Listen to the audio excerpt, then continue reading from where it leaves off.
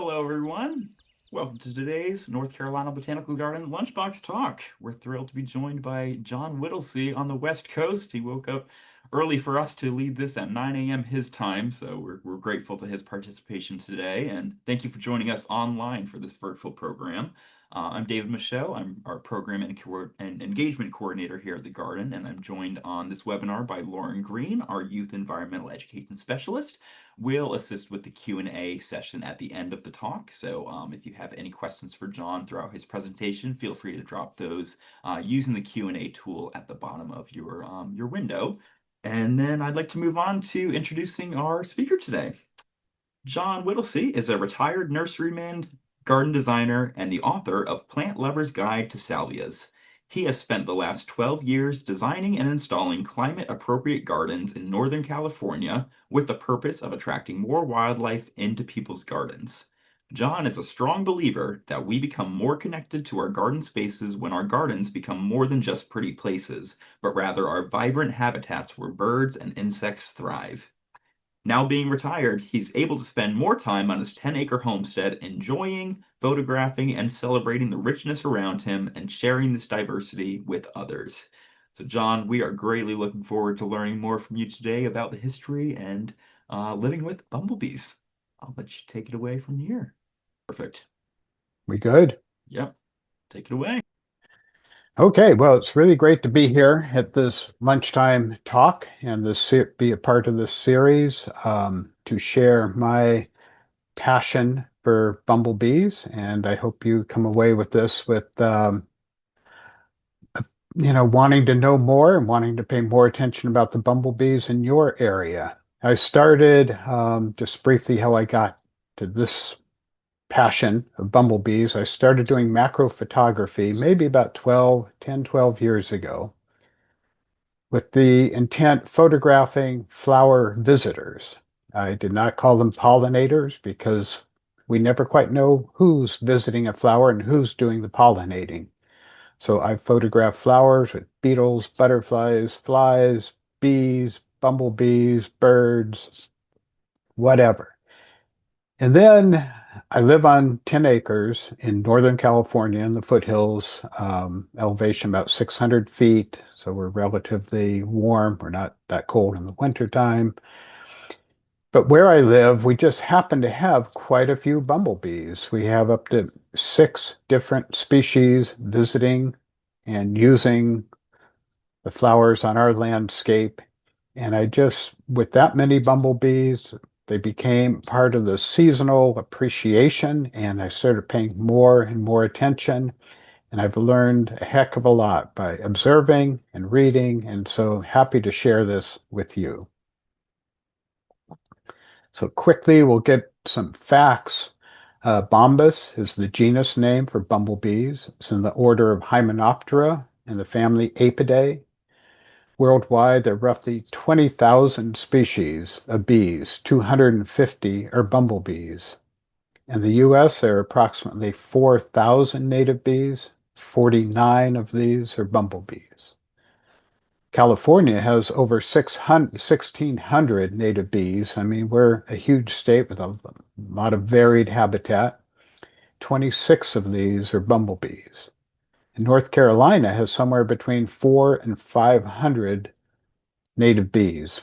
That was surprising to me, and 15 of which are bumblebees. So bumblebees prefer to live in temperate climates because of their ability to warm themselves. Bumblebees are capable of living in cooler, mountainous regions than any other bees and many other insects. The Tibetan Plateau is thought to be their place of origin. 90 species are currently found in China. So of the social bees, most bees are solitary, but bumblebees and honeybees are social bees. So in the solitary bees, which make up the bulk of bees, meaning female finds the nest site, lays the eggs, provisions the nest with food for the young larvae. Among the solitary bees, there are degrees of social behavior, but not as complex as bumblebees or honeybees. 85% of native bees nest in the ground. Just tossing that out there. Both honeybees and bumblebees live in colonies with a queen and a cast of workers who have various duties to maintain the vigor of the colony. The honeybee queen lives for several years, while the bumblebee queen and her colony lasts for less than one season. Honeybees store honey to feed themselves through the winter, and since bumblebees live only one season, there's no need to store quantities of honey. So, why should we care about bumblebees?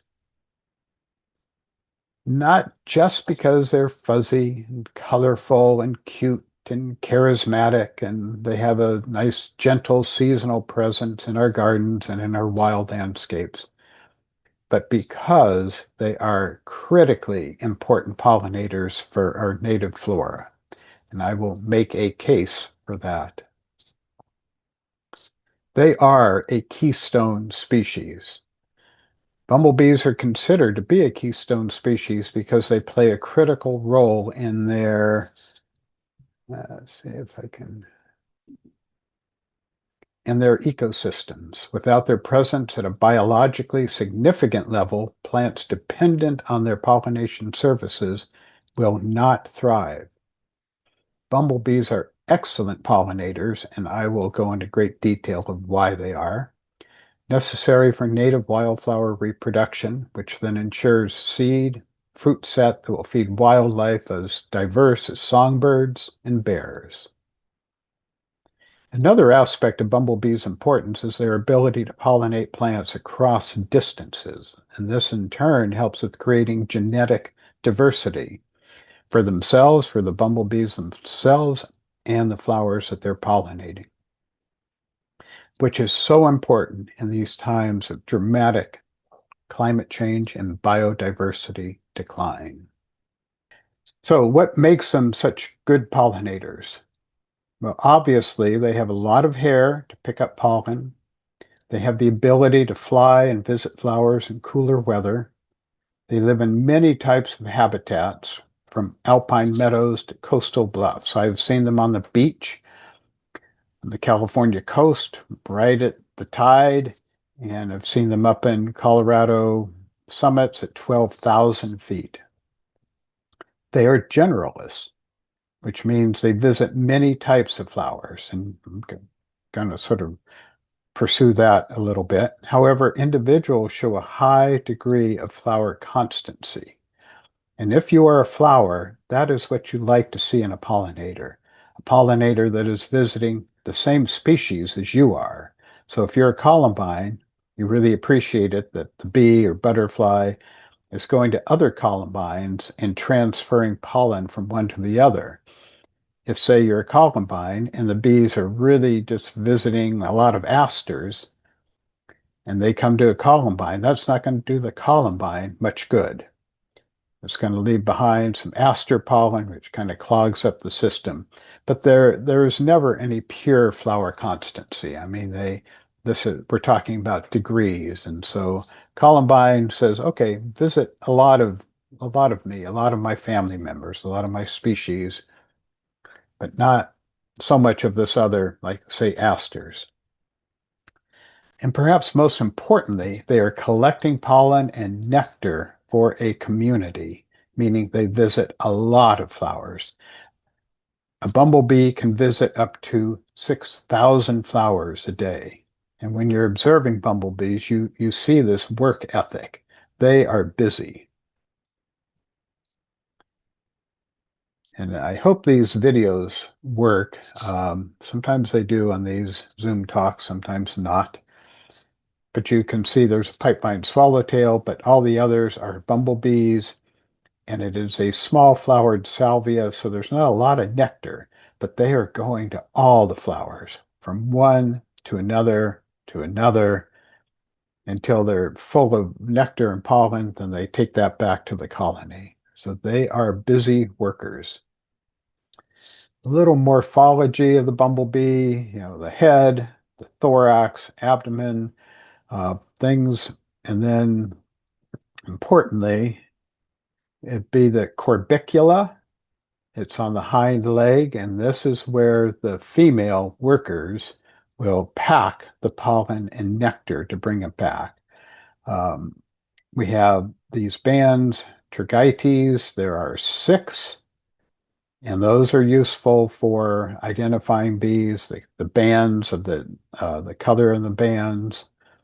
Another aspect of identifying them is this cheek or malar space, which is actually really hard to see, even in good photographs. Black on black is just tricky to see, but that is something very useful in identifying some bumblebees.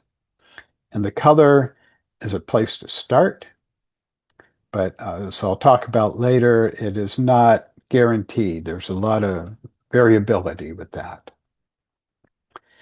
And this just gives you an overview of, what do I have here? 12 different bumblebees, just showing some of the options. You have black and yellow and orange and red and hairs mixed of black and yellow, so it's kind of gray.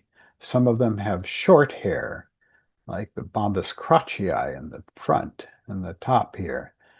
And this one, Bifarius, has short or long hairs and is very fuzzy. So a lot of variety in the colors and the hair and the size of the bee as well. This is what they kind of call cartoon depictions of bumblebees. And this is one species. Doesn't matter which one it is. The top line are queens, same species, and look at how variable it is. Some have a lot of yellow, some have a lot of black. The worker females are kind of the same. Sometimes they'll have a lot of yellow, a lot of black. This is probably one of the more confusing species. I'm not sure, it doesn't matter which one it is. They're not all this variable, but and then the males are different as well. So you can't go by color alone, but it is definitely important for identification. And for those of you that are interested in learning more about your bumblebees, you might get this chart offline or online and just type in Southeast Bumblebees Xerces Society or Southeast Bumblebee Identification Xerces Society, and this chart will come up. And it's quite useful, like on the A column here on the left, and you go down here, and in the A column, there are red hairs present. So these would be the four bees. If you see a bumblebee with some red or orange hairs, then it's going to be in this chart. And one of these is the rusty patch bumblebee, which is rare and endangered. So it's very useful, and I highly recommend printing one of those so you can just learn more about the bumblebees you're seeing. And tongue length is another identifying feature, though we actually, as seeing a bumblebee in the field, you don't really see the tongue length. That's only on a computer or if you're dissecting it. But they are categorized by long tongue, short tongue, medium tongue. And the length of their tongue can dictate what flowers they visit. So bees with longer tongues are able to access nectar from the complex or tubular flowers. And this is one reason why bumblebees of different species can share the same habitat. They're able to visit different flowers, which lessens competition. And it's a good thing for the flowers.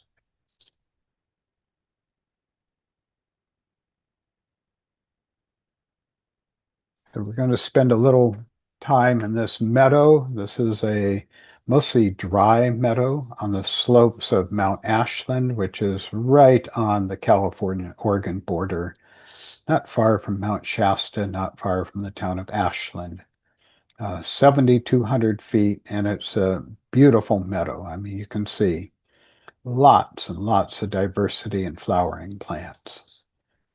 And my partner Jennifer and I, she spoke at the Botanic Garden a year ago.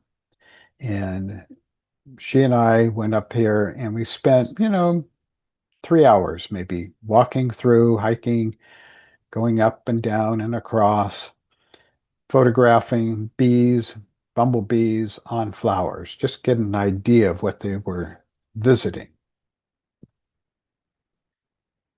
They were visiting aconitums, which are monkshood, and they have a very complex flower that usually just very small bumblebees go, or larger ones that have a long tongue.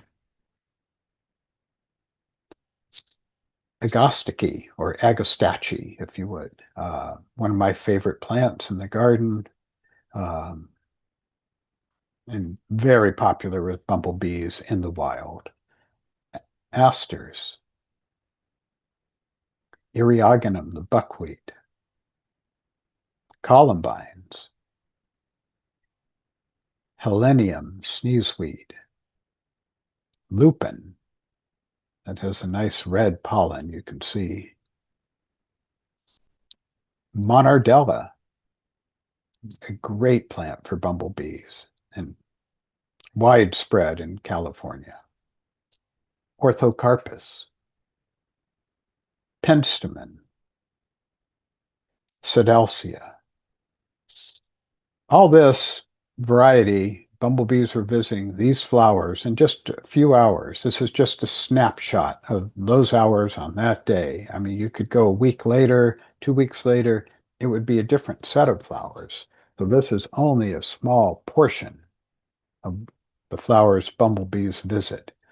And I want you to kind of take a look at that and see all the different flower shapes, all the families represented.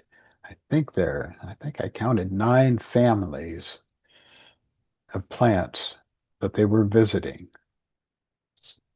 So they are generalists. And among some of these, they would be taking part in flower constancy, where there's, say, a big patch of agostiki. They are going to spend a lot of time on that. It's very efficient for the bees. If they can come learn how that flower works, how to access nectar and pollen. And so they do tend to that flower constancy, but they also visit other flowers.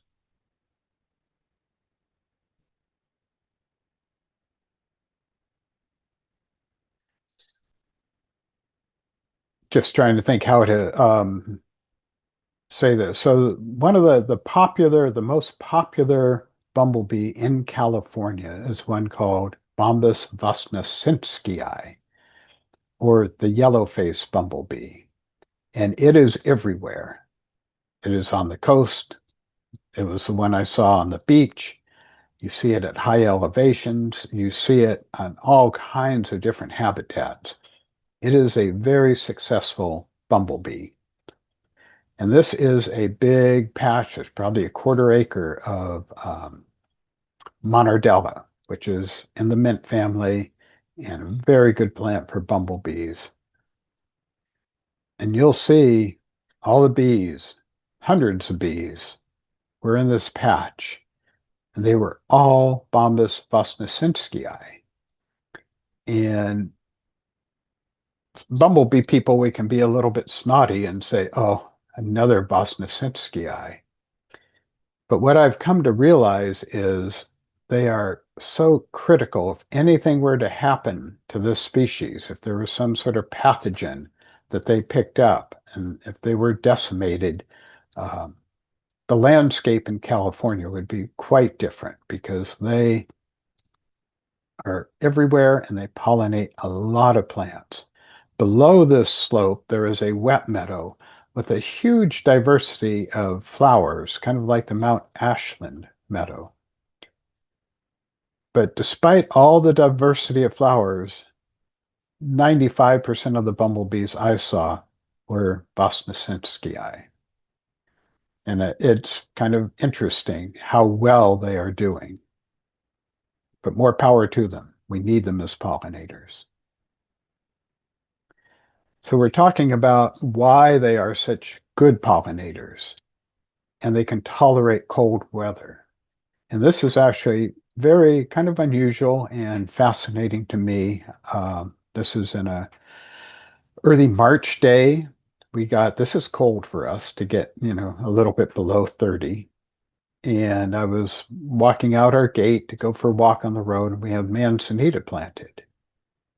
And I could hear buzzing on this cold, frosty morning of bumblebees. And so I look around, and sure enough, there was a bumblebee, Bombus melanopigus, or the black-tailed bumblebee, going from flower to flower. And I was shocked. The next morning, there was a little bee activity, and there was this one bee just kind of on a flower. I wasn't sure if it was alive or dead. I put it in my hand,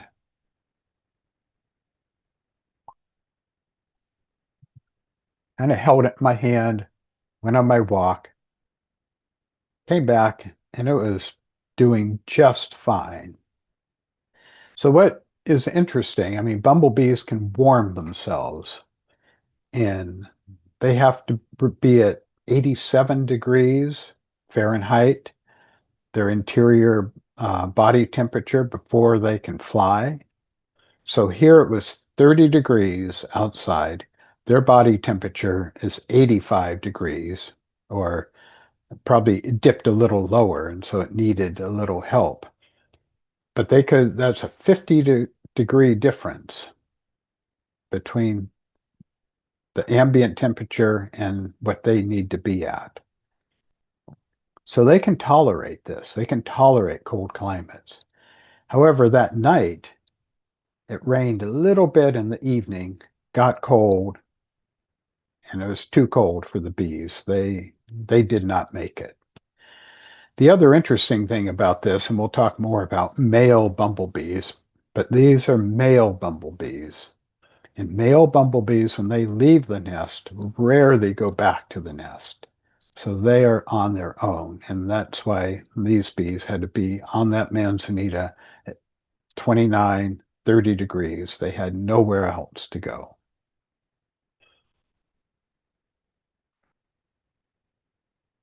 Another reason why they are great pollinators. They are very good at sonication, or also known as buzz pollination.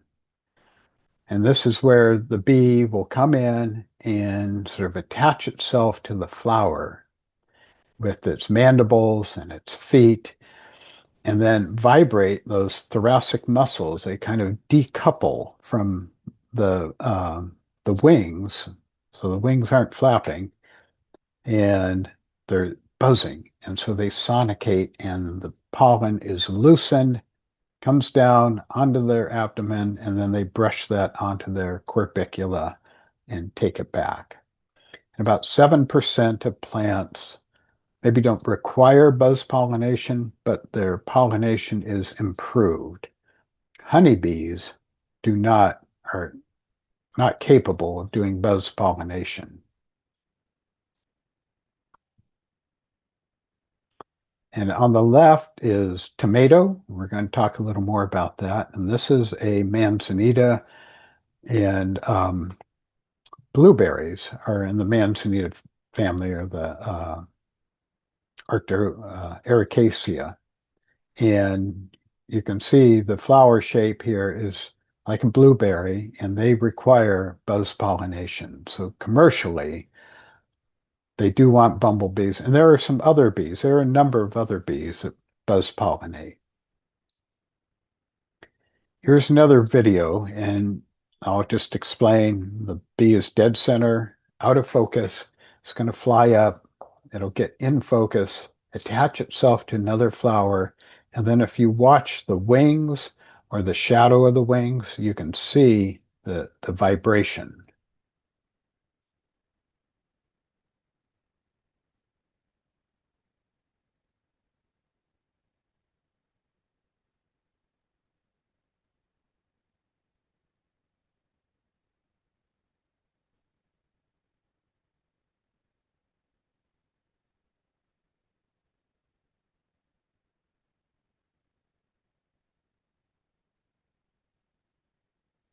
So it's interesting to see how it can decouple the wings vibrate, and then hook them back up again so they can fly about.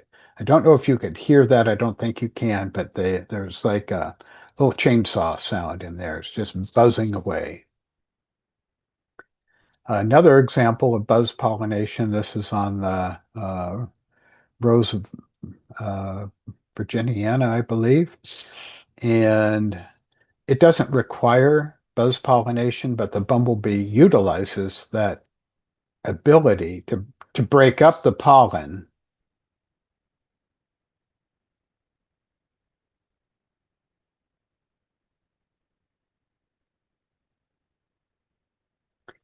because it's kind of clumpy, and so it can break up the pollen and then pack it onto its corbicula. And you can see that big load of pollen that she's carrying.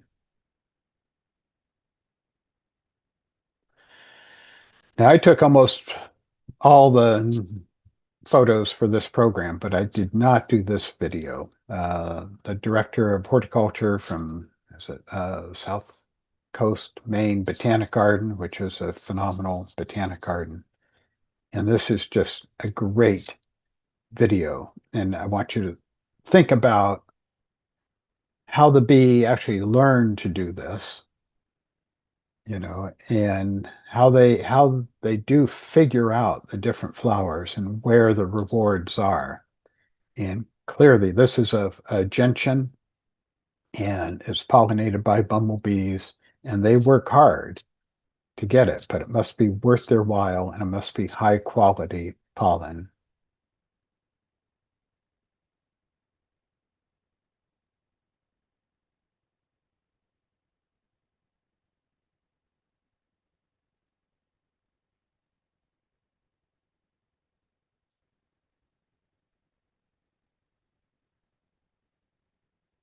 It's not easy getting inside that flower, but once she's there, you can see she gets a load of pollen.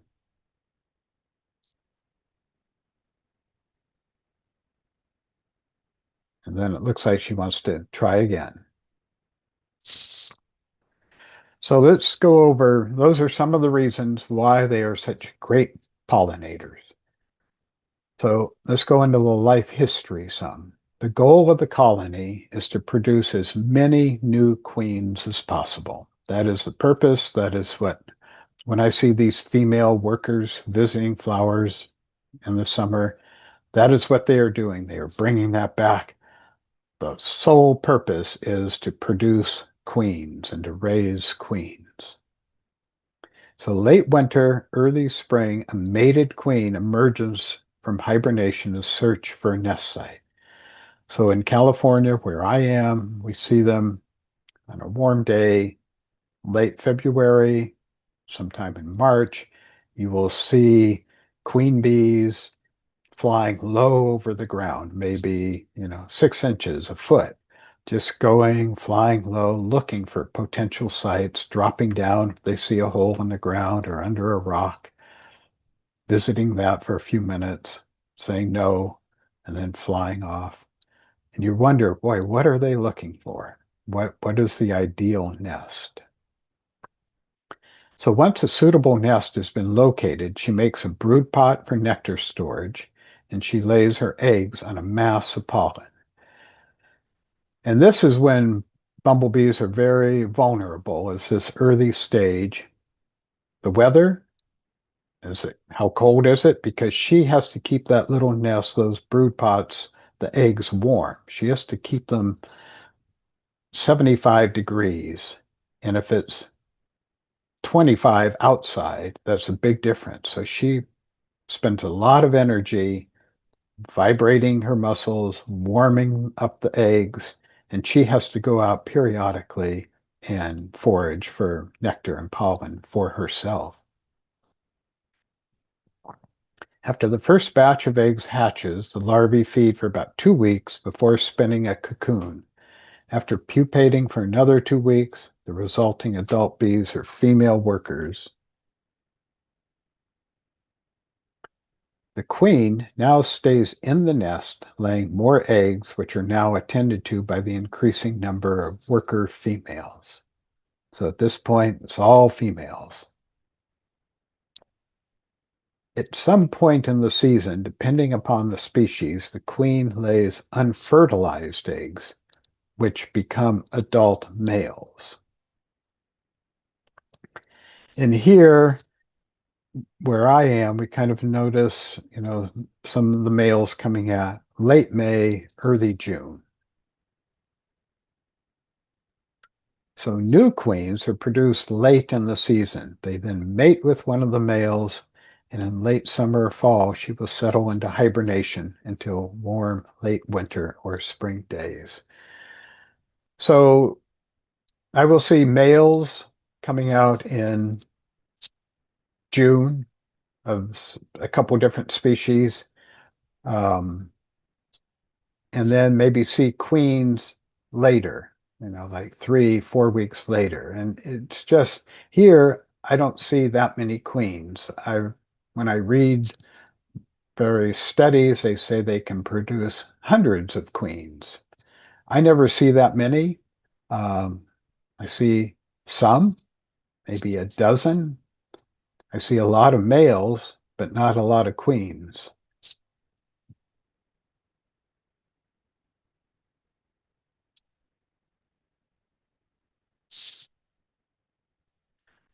So in late winter, this just going over this again, early spring, queens that have overwintered. And again, the overwintering is the queen in the fall, once she is mated, will go find a spot. She can't dig a nest, so she kind of will burrow into some duff, maybe burrow a little bit under a log, someplace where she can hang out on her own, stay alive, not be too cold, too wet. For say she starts hibernating in here, maybe October, November, December, January, February. So she's going to be there for 5 to 6 months. Bumblebees mostly nest underground, utilizing pre-existing holes, such as an old mouse nest, or on top of the ground in like a tussocky grass clumps, kind of nestled in there.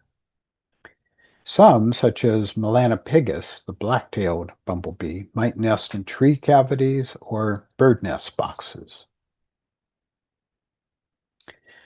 And we've been fortunate, again, this is why it sort of piqued my interest in bumblebees, is we've had several nesting sites, and I find that always exciting. And I have found them often when I'm cutting grass for fire prevention, because we are definitely in a fire zone and have been burned a couple of times. So here at the base of these um, oak trees is where a nest of Bombus fervidus or Californicus. And they would come into this grassy point. I never could see the hole where they entered the nest. They would drop in about here, and then, maybe they had a little tunnel for 6 inches, a foot, maybe a couple inches until there was the cavity where they had their colony. And then here is a male fervidus leaving the nest. And again, he won't come back. So it's kind of fun just to watch that bumblebee on the left kind of coming out into this big wide world and for the first time and then taking off. Melanopigus nests like bird boxes, tree cavities, and also dryer vents. And this is right outside our back door. And so I was thrilled when we discovered that when the dryer was on and bees were trying to enter and getting sort of blown about. And then we thought, okay, dryer's off for a couple months. What I want to show you here, it's exciting to watch the bees come out. And it's exciting, really exciting for me to see what I call rookies, which would be a bumblebee, this is my term, coming out for the first time. And if it's a female, it has to map where that colony is, where that nest is, so it can come back. And so that's what you'll see on this. Mapping the entrance of the vent. Then there's not much. Stucco wall, there's a short wall on the left.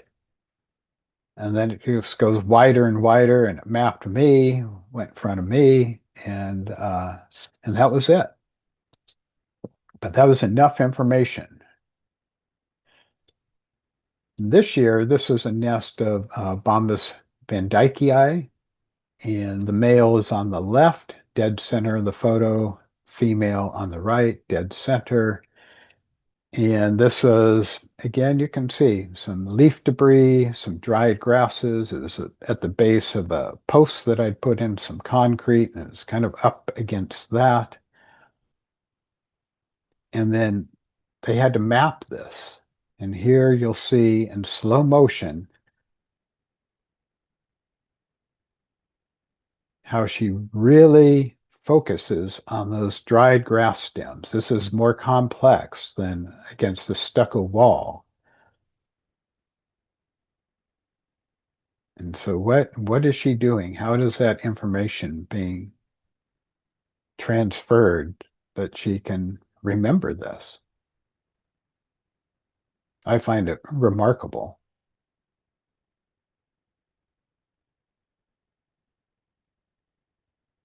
But she goes ever widening her circuit.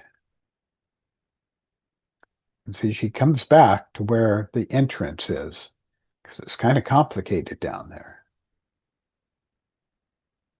And she's got the post.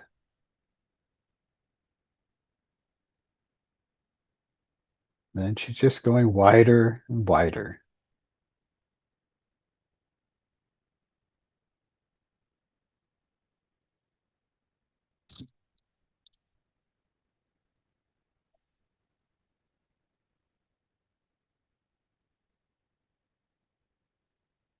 And then all of a sudden, she will just take off and head somewheres. Maybe find other bumblebees that suggest this is a good place to forage. But this is a female worker leaving the nest for the first time, and then she'll make many, many, many trips. Another unusual place, again, I was cutting grass and had some tall grass around this battery-powered lawnmower. And I cut around the grass and I pushed the lawnmower a little bit to get more of the grass. And then a bunch of bumblebees came out from underneath it. They were agitated. They were not aggressive. They weren't like wasps sort of coming out at me. They were just like, what the heck is going on? And I felt terrible. I felt like, oh, I ruined the nest. And so I just pushed the lawnmower back to where it was and waited until later in the day, and I checked on it, and everything was fine. They were coming and going, and the next day they were coming and going. And then a couple of days later, I had noticed a bear crossing our bridge, and we have bear in our canyon, but rarely see them, once every 5 years. But I didn't think twice about what that bear was doing. And then the next morning, I get up, and there's the lawnmower tipped over, and the colony was in disarray, kind of all spread out. There was still a lot of bees, a lot of brood pots, a lot of little nectar pots. Um, so I just pushed it back in my hands gently as possible, just thinking, okay, just pushing it all together. And sure enough, they were fine.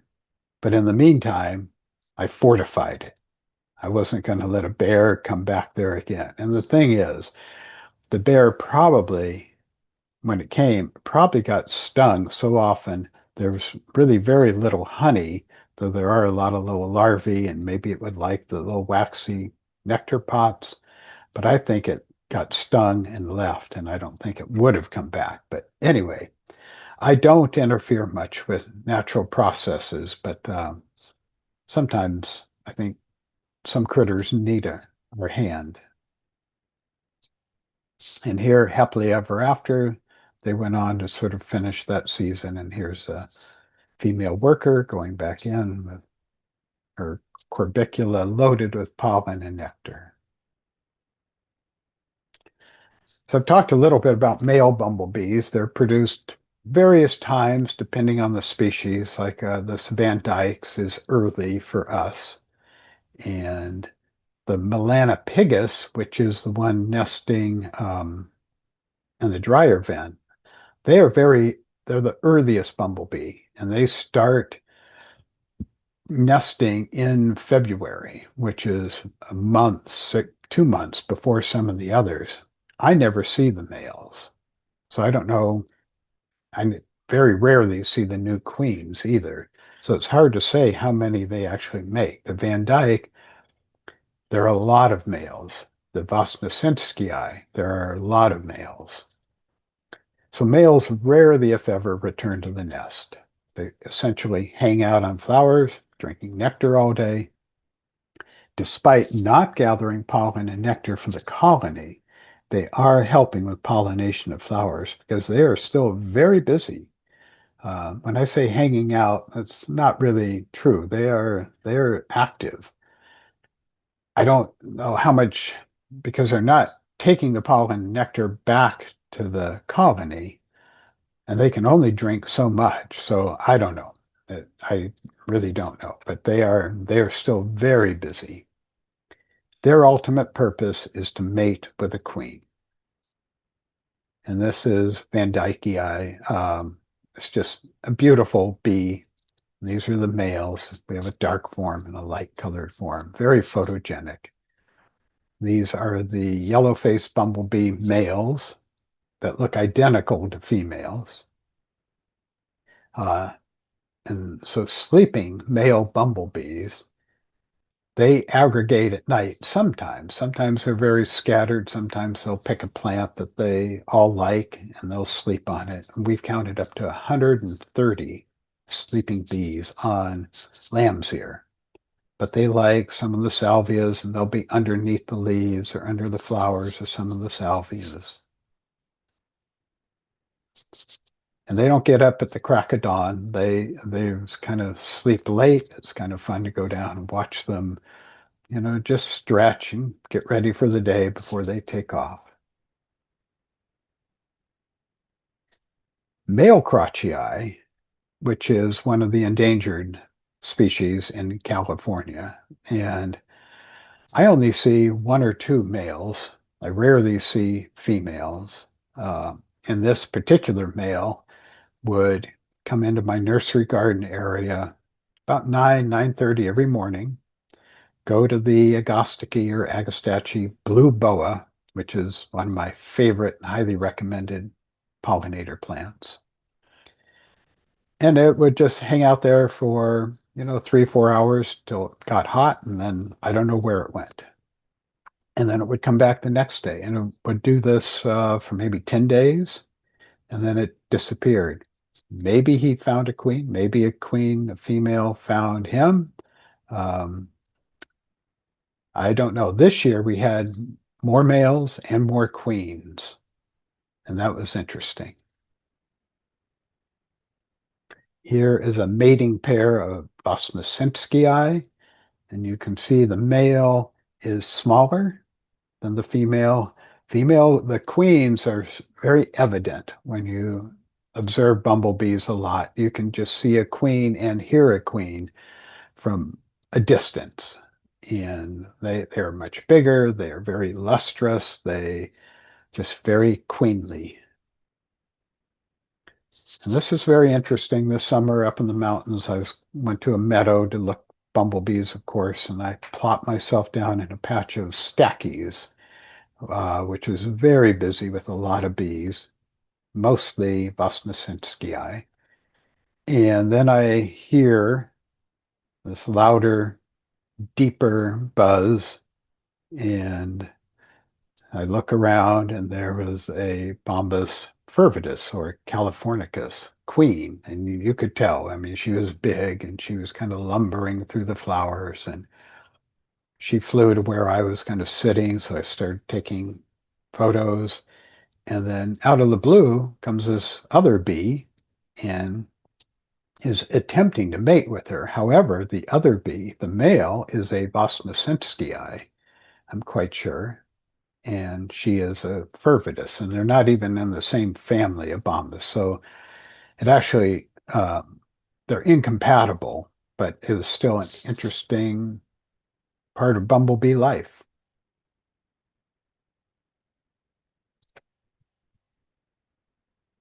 So sad news for bumblebees. It's alarming that several species of bumblebees that were once very common over wide ranges have nearly disappeared, such as the rusty patch bumblebee, which is the first bumblebee to be put on the federal endangered species list, and the western bumblebee, which was once seen throughout the West, but now is rarely found and is on the California endangered species list. So, I mean, we know the reasons for this, and it's in the news all the time. You know, loss of habitat is a huge problem for a lot of animals and insects. Pesticide use, including neonicotinoids, just support organic farming. The pesticides are everywhere. I was reading something the other day from Xerces that they were testing milkweed plants for pesticides, and these were plants bought at various nurseries across the state or homegrown, and they still were covered with a number of different pesticides. One of them used exclusively on rice fields, which are in the Sacramento Valley, not far from where they were doing these studies in Sacramento. Pathogens, perhaps resulting from their use as commercialized pollinators. I'll talk about that in a minute. And then climate change can cause a mismatch of flowering times, phenology of the bumblebees, just making it tougher for them to survive. And this is a good chart from the Xerces Society of Bumblebees at Risk. And we can look out at the top here, bumblebee species. Franklini is one that hasn't been seen in 20 years, and there's been a lot of efforts looking for that up in northwestern California and southwestern Oregon. We participated in an eDNA survey, trying to locate to see if Franklin's is still out there and visiting some of the flowers that we collected. Bombus sucklei is a cuckoo bumblebee, as is the next one. I'm not talking about cuckoo bumblebees, but that's interesting, but I just can only go into so much. The rusty patch bumblebee has gotten a lot of press. Even my granddaughter, who is 7, she has read about them in some of her books, and she actually knows the life cycle of bumblebees pretty well. And this summer, we were talking about bumblebees, and she just paused and looked at me. And she said, "Bye, Jean." That's what she calls me. "You really love bumblebees, don't you?" And I just had to smile. So then Bombus crotchii is endangered. Bombus fraternus in the southeast, endangered. Um, yeah, so there's a whole list of them. This is quite a few bumblebees when you think about that there really aren't that many to start with in the United States. These are a lot of bumblebees having issues. In crotchii, which is one of my favorites, it's a big bumblebee. It's the male that would come to the Agostiki. Very short hair, very trim, very handsome bee. 2019 Fish and Game voted 3-1, listing 4 subspecies of bumblebees was warranted under the California Endangered Species Act. B. crotchii, along with Franklin's, Suckley cuckoo bumblebee, and the western bumblebee. So they voted 3-1 to approve that. There's a Bombus occidentalis, the western bumblebee. However, this was appealed, and you look at the groups that were appealing it, the Almond Alliance, Citrus Mutual, Cotton Ginners, California Farm Bureau, Western Ag Processors, Western Growers Association. I mean, they have, their reasons. They just don't want to have any be curtailed on what they use in their sprays and their pesticides, herbicides. They did win this ruling, but then there was another ruling which overturned this one. So there is some protection.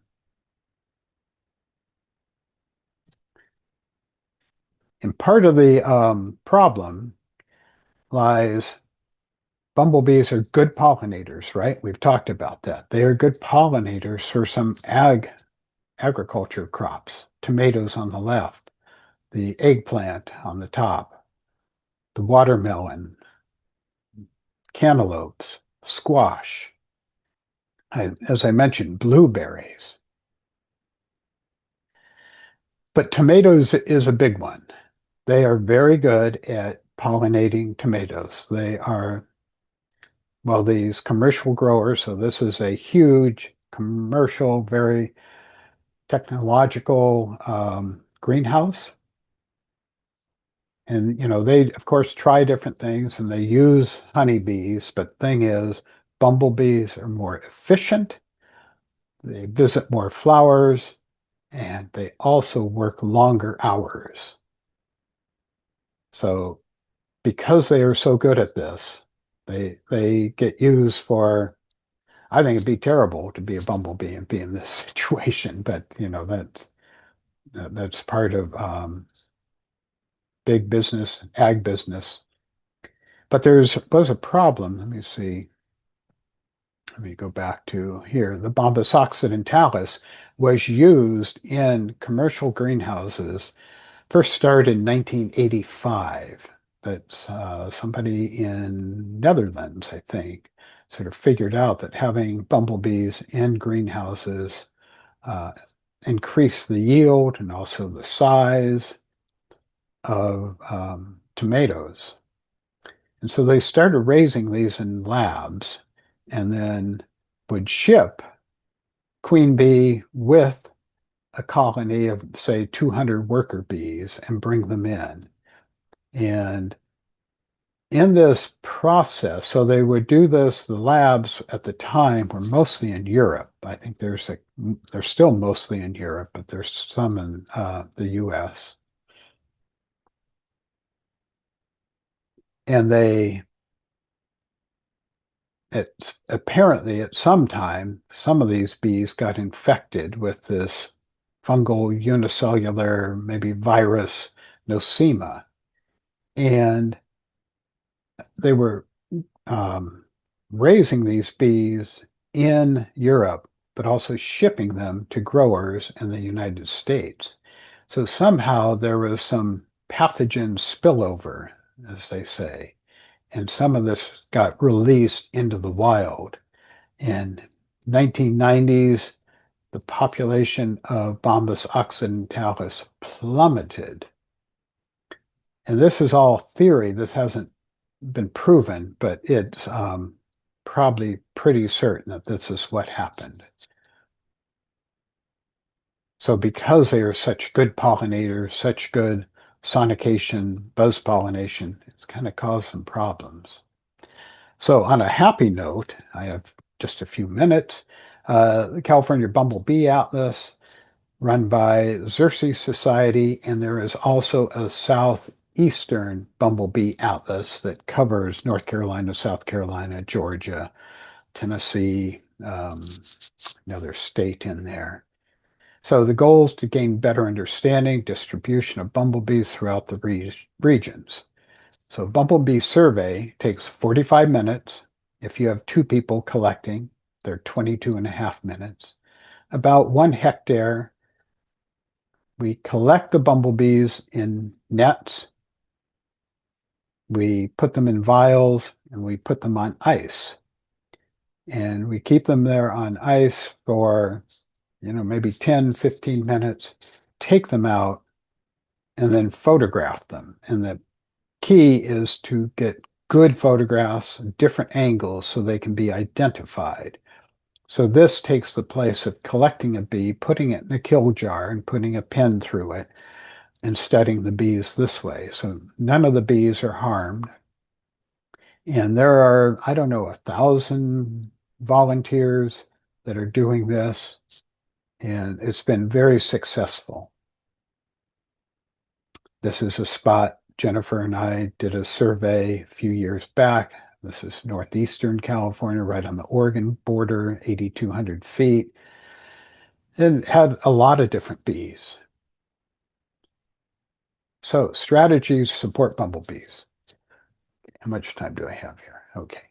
Um, Plant a variety of species from different plant families, like they had up at Mount Ashland, a lot of different plant families. Pay attention to which ones the bees visit, then plant more. Plant for spring, summer, and fall. Spring is critical. Early spring flowers are critical. Research about recommended plants or pollinators in your area when visit gardens. Okay, pay attention to what the bees are visiting. Take notes. Don't use pesticides. Don't keep your gardens too tidy. And this is true. A number of studies show urban landscapes can support significant numbers of pollinators. This is a garden I did in the outskirts of Chico. The front garden was all lawn. The back garden was all lawn. In the back, we did some raised beds. And you think, oh, okay, that's kind of cute. But this retired professor who got into bumblebees has recorded 50 different species of bumblebees in his garden. So it can be done. I know it can be done.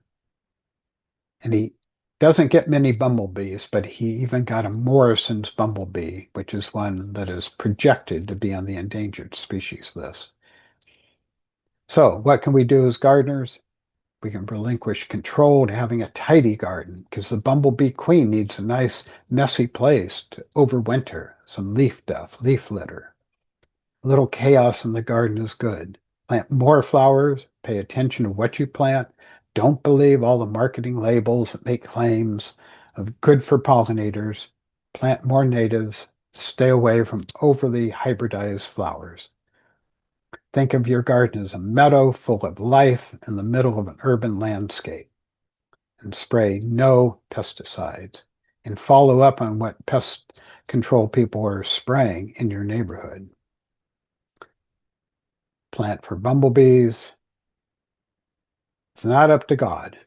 We have to step in here and help and do what we can for the bees. I think I'm right on. So thank you. I hope you enjoyed that and go Wonderful. out. We certainly did, John, and we have a couple of questions coming in the chat. One comment that really struck me by surprise when you were sharing about the nesting locations is here in the southeastern United States, a lot of the bumblebee queens will seek out abandoned mice nests, Yes, which has a lot of that material already needed for creating that colony. exactly. Yes, I think I kind of skipped over that. Hmm. Yes.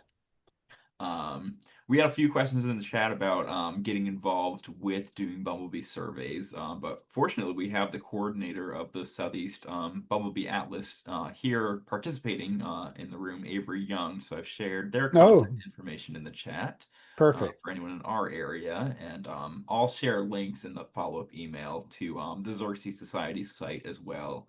Okay. If you're for those not in the Southeast or not in California. I'm sure Yeah, no, there's it's a great program, and Mhm, I think they're learning a lot from it. mhm, mhm. And I know locally we've done some experiments with local landowners, mostly in the food production realm, where alongside their food crops, they're planting native plants to encourage pollinators to come and seeing what those reciprocal benefits are of having, pollinators along with food. Because Perfect. obviously we need land to create food, but we also want our native plants and our native flora or fauna Right, to right. And thrive. and and studies show that it does enhance production, having Mhm. like the hedgerows or the, you know, diverse plants on the outskirts of the farm. Yeah. Absolutely. Well, in the chat, I shared for UNC students a link to receive your CLE credit. We're just about at time here, so I think I'll close things out. John, this was so fascinating and enlightening, and I'm so glad I finally have a term for the pollen pouch, the corbicula. Oh, Um, corbicula. Yeah. so I see They those all the time, and I'm like, oh my gosh, what are those? they So now I they have a carry name. they carry a heck of a lot of pollen on It those. seems like it. It seems like Yeah. it. Yeah. It's like the Amazing camel pouch. creatures. Well, you certainly you shared that that's true today. And by the Uh, way, did the videos work? the latter ones worked better than that first one you showed of the Okay. swallowtail. They do come through somewhat choppy on Zoom, unfortunately, but the bee videos, especially the one crawling into the flower, was quite clear. So thank Okay, you for that's good. sharing That's that. when people, I mean, that's really cool videos. So Yes, yes. yeah, okay. Okay. Well, thank you all so much for attending today, and thank you, John, once again for Yeah. sharing your Sure. time with us. We'll let you go and take care all.